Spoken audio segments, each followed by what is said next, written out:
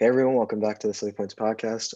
We're continuing the series of IPL preview, and this is the SRH, so Sunrisers. Yeah, solid team in my eyes. I think I see them as a good contender for a title, along with Indians, of course. But overseas selection looks probably to be the toughest out of any of the other teams. Three of the best white ball openers with Warner, Bairstow, and Roy now. And I think like it's the abundance of choices maybe their downfall, but yeah, we'll see how it goes. Yeah, Dinesh, you want to take it away? Yeah. I mean, as the resident Hyderabad loyalist, I've given this one a lot of thought. And I really think the hardest thing with this team is not getting greedy up top. You have a really powerful top order when Jason Roy is probably not in your starting 11 in a 2020 tournament. That's kind of crazy to think about. But I think one thing coming from last season was that Mohammad Nabi was pretty underutilized. They opted with the extra batsman up top. And a big part of that was because their Indian core, while talented, with the exception of Manish Pandey, didn't really get a lot of playtime, and their middle order wasn't proven out. So they didn't have much faith in it. I think that core is extremely talented, and obviously the return of Bhuvneshwar Kumar is a huge bolster to an already pretty solid-looking side. And he came back in some form during this England series. So their first choice bowling attack looks like a pretty solid lock. Ridhwan Saha played a couple good innings last season. Jason Holder came into his own by the end of the season. Natarajan is the new darling of Indian cricket, or at least he was until we found five more star debutants in the last 6 months. So there's a lot to like here, and I think a lot of their already good performing players are continuing to improve. It is again shocking to me that Jason Roy is probably going to be on the bench most of this season, but you can't really mess with what's been working very well for this team so far. Interesting that you're saying that Jason Roy is going to be on the bench for this season. I have Bairstow sitting on the bench as well. It's a difficult decision, but I can't see Warner's the captain. Williamson is probably the vice captain, and Williamson was too good last season. He's been too good in everything in the last few years. I can't see them not picking him either. Uh, and I think having three of your top four being overseas players is just too much imbalance on the team. So last year, obviously, they did the Warner, Bairstow, Williamson. They played all three with decent results. Warner, Bairstow did not have bad seasons, but they obviously found a better balance because Bowie was injured. They realized they needed a fast bowling rounder in Jason Holder, so they went with Ridhwan Saha at the top and Jason Holder. And luckily, yeah, Saha played very well and Jason Holder played very well. But with Bowie back, I don't see the need of Jason Holder anymore, especially when you got probably got the best Indian pace attack here in Bhuvi, Sandeep Sharma, T. Natarajan. Sandeep Sharma is one of the most underrated bowlers in IPL, Yeah. honestly. We never really talk about him, but he consistently does his job, swings it both ways in the power play, does decently well at the death. So you got a very good pace bowling attack in Indian core. You have the best T20 spitter in world cricket at the moment, Rashid Khan, and he's a banker. His forwards are going to go under 20 runs. But otherwise, I still have Saha opening the batting with David Warner. He'll be playing as a wicketkeeper. Williamson will stay at four, Pandey at three, and then I have Nabi as in because outside of Rashid Khan, they don't have many spin options, and I don't think banking four overs on Abhishek Sharma or Abdul Samad, who are pretty talented hitters, but they're okay bowlers. I wouldn't want to bank four overs on them every game because that could be 4 overs 50. So I got Nabi in ahead of Johnny Bairstow. Completely agreed. I think Nabi has to be in your best starting 11 here. And this is the risk I'm talking about, where it's so easy to look at. I have four of the best batsmen in world cricket, period, at my disposal. Um, but the team balance gets pretty badly hurt, I think, if you're playing more than two overseas batsmen in your top three. For me personally, I think Warner and Bairstow's IPL records are just too good to pass up. But it does put a lot of pressure on Manish Pandey to sort of anchor the middle order, which he had a fairly good season last year. And I think he's a solid player, if maybe not quite able to break into the Indian team. He's been a pretty consistent performer, but there is a lot of pressure on him from the decision to play Nabi here. Yeah, I guess my question is, what do you do if Saha doesn't do well? Because I know Saha averaged 71 in the 4 games he played last season. He was just incredible. But if you take a look at before 2020, he's averaging 17, 15, and 23. And basically that number for all of the previous seasons. So my question is, the fact that they got Jason Roy as their replacement for Mitchell Marsh, I think for me that suggests that they're looking for a backup to one of their openers. You know, that let's say Bairstow isn't playing well, then we've got Roy. But I feel like that money would have been better spent. And I know it's an overseas player that's going out, but if Saha doesn't do well, I don't see any other Indian openers that are there at all. So if they want to play Nabi and Rashid and Kane Williamson and Warner, they have to go with an Indian opener. And if Saha isn't doing well, I don't know who could slot into that role. So what are your guys' thoughts on that? Like, is there somebody that can fill that spot or? So okay, I know the selection of Jason Roy confused a lot of people. Like a team that already struggles with having so many overseas batsmen, why would you pick another one, especially one who opens with Bairstow regularly? They literally have very similar stats. I've been hearing it's a lot to do because David Warner's not been fully fit. We obviously saw him in the India series. He struggled with fitness issues. They just picked him as a backup in case he's not able to get through a full IPL season. Though he's been playing domestic cricket in Australia and hasn't had too many issues there. Um, I think if they want to go for an Indian opener outside of Saha, Priyam Garg can open the batting. He's obviously a top order batsman. And I think he's a little wasted at number 5, but when you're playing in this batting lineup, you don't really get the opportunity to bat in top 4. So that could be you can get. I have Priyam Garg batting at 5 after Williamson, but he could definitely slot in as an opener. I wouldn't look too hard into Saha's stats there in previous seasons. I mean, has he really got a solid opportunity to really get batting time? I mean, I'm thinking 2019, Warner Bairstow would batted 15, 16 overs. He probably just came in just to hit, which isn't even his biggest strength. 2018, Williamson and Bowen dominated that season. 2017, Warner dominated. They've always had their top order dominating seasons, except for last year. That top 3 usually bats 15, 16 overs. I wouldn't look too hard into Saha's low average stats there. The other thing I want to quickly point out on a slightly different note that I think we've skipped over is Hyderabad also made a pretty big pickup with regards to bolstering the spin attack in Mujib, who is no longer with Punjab. And he didn't have a particularly great season last year, if I remember correctly, but he's definitely one of the more sought after T20 bowlers out there. He's had some very good CPL seasons. So they're packing the full Afghanistan trifecta here. So it is, I think, probably a toss-up between him and Nabi in my mind. Who starts? Do you value the extra batting depth you get from Nabi? I think out of the 8 teams, if there's one team that Mujib would fit the least in, it would be Sunrisers Hyderabad. That pick made no sense to me at all. Jason Roy was also a weird pick, but I guess I kind of get it due to Warner's injury concerns. But there's absolutely no reason to pick Mujib. I think personally, I rate him the least of the 3 Afghan spinners. He's been fairly inconsistent in the IPL the last couple seasons. Nabi is a lot more consistent throughout leagues. I have no idea. Unless they think Nabi and Rashid Khan are gonna break down and not play this whole season, there was absolutely no need to pick Mujib. Yeah, I think it could be an injury cover because I think you would go with Nabi's experience and batting prowess over the extra spinner. Or I mean, if by some miracle Rashid Khan goes for tons of runs, he is good cover. But yeah, I don't think he fits in either. I also don't think that Williamson's as much of a lock as Rishi's making it, obviously because he's a New Zealand bias. But we'll skip over that. But I think Bairstow may have his role in that. Like Bairstow had an amazing ODI series and T20 series for England, so I really don't see it being as much of a lock as you're saying for Williamson. I see Bairstow coming in at that 3 spot instead of him. I know it's tough to say, but if he's not opening, I think he does start over Williamson in my mind.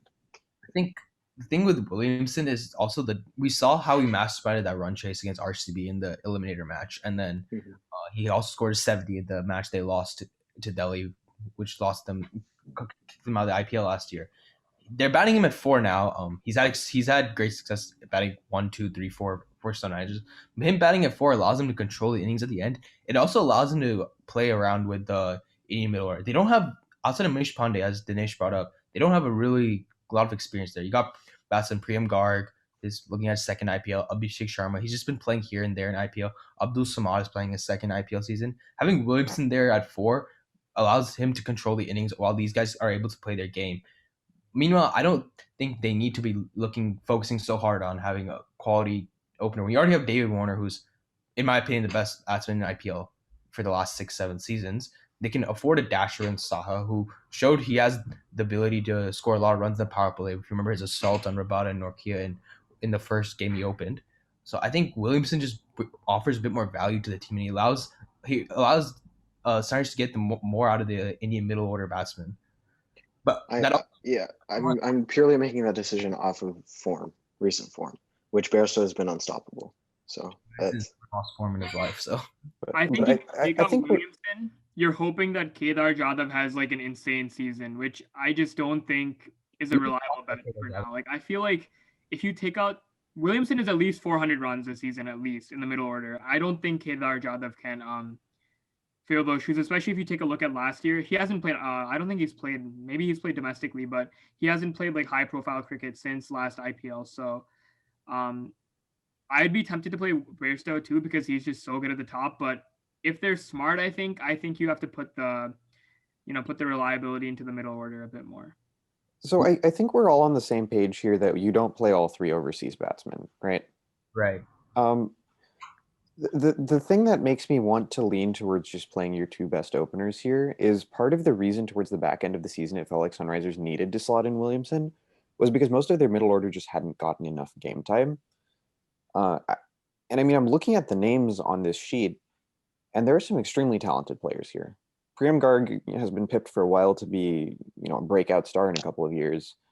Virat Singh, obviously incredibly talented. Abhishek Sharma, we know he can play. It is very tempting for me to look at this and say these guys need more game time.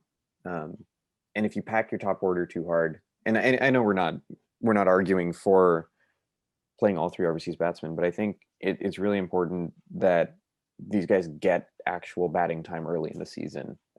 It makes a big difference when they have to come in at 20 for 3 in an eliminator versus getting to come in at 80 for 1 early in the league and get to play with a set Warner for a couple overs. I think a lot of Sunrisers' success in general is going to hinge on can you get your middle order enough game time to really get confidence and game awareness of what it's like really playing in the IPL? Because I feel like a lot of these guys are incredibly talented and just haven't had that much time in the middle. Yeah, but that's like talking about the Indian middle order a couple years ago. Their middle order was not because the top three is so good. We're talking about ODI cricket here. Mm-hmm. You can't tell the top three to not score runs and give middle order more game time, right? They're not gonna hit their wickets and just give them game time. And these three have had great success in the IPL. I see another season of the top. I see another season for Sunrise where the top three dominate. They're Indian fast bowlers, and Rashid Khan will take them to the playoffs. They've made the playoffs basically every year since 2016. 2016 was obviously the year they went all the way, but 2017, 18, 19, 20, they've made the playoffs. They've been a strong contender throughout the season. I just see that happening again this season.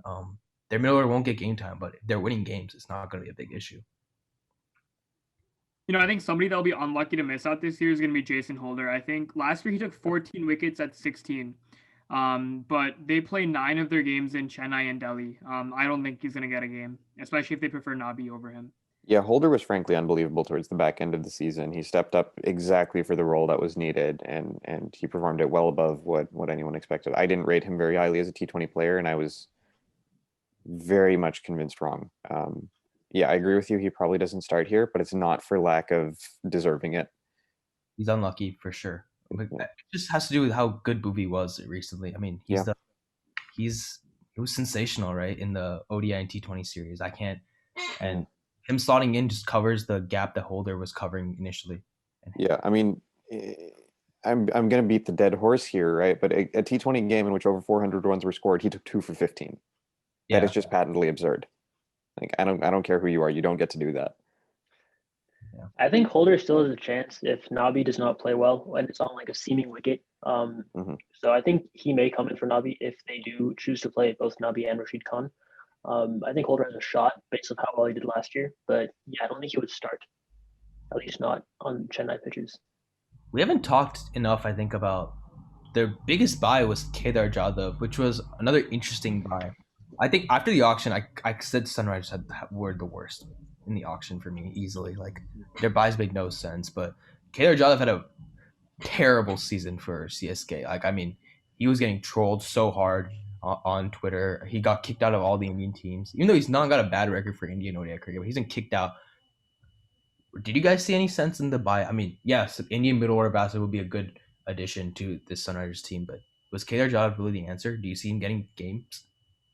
I really feel like this is again a situation where I feel like he adds a lot of value being in the squad, even if he's not in the 11. I feel like that at least that's what they may have been thinking, that this is someone who, in his prime for India, had a very good track record of being able to finish games.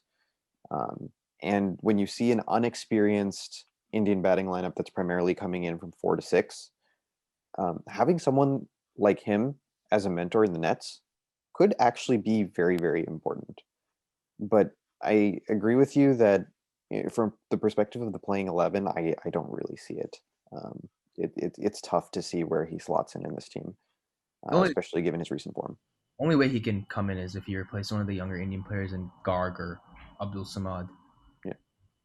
I think before we wrap up this one, I think because we've talked a lot about the 4 overseas players. So how about everyone goes around and names which 4 overseas players they're starting with in the first game? I think everyone's available. So I'll go first. I'm sticking with Warner, Bairstow, Rashid Khan, and Nabi. It's gonna have to be my pick for balance. Yeah, I can go next. Yeah, I pretty much have the same thing. And Nabi, instead of Holder and Nabi are sort of interchangeable depending on the pitch, but I'm leaving out Williamson and having Warner and Bairstow. I never want leaving out Williamson.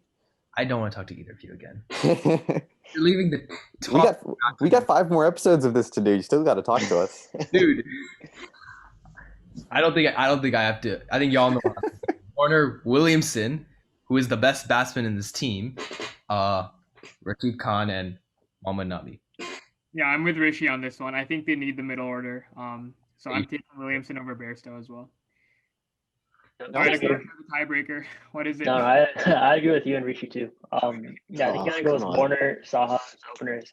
Williamson has to be there. Order if the openers can just bat the entire innings. There's no need for a middle order. I almost think if you play Williamson, you might even want him to open though. Dude, I know they all can. He could be good enough. Yeah, maybe. Like I think opening with Warner and Williamson is a perfectly good argument to make. Dude, honestly, the way Warner isn't playing recently, just why don't we just dump him, Williamson captains, and just play Williamson and Bairstow? Honestly, Bairstow's in better form than Warner right now. That's probably fair. Just Warner seems to somehow come good every single IPL. I don't know how he does it.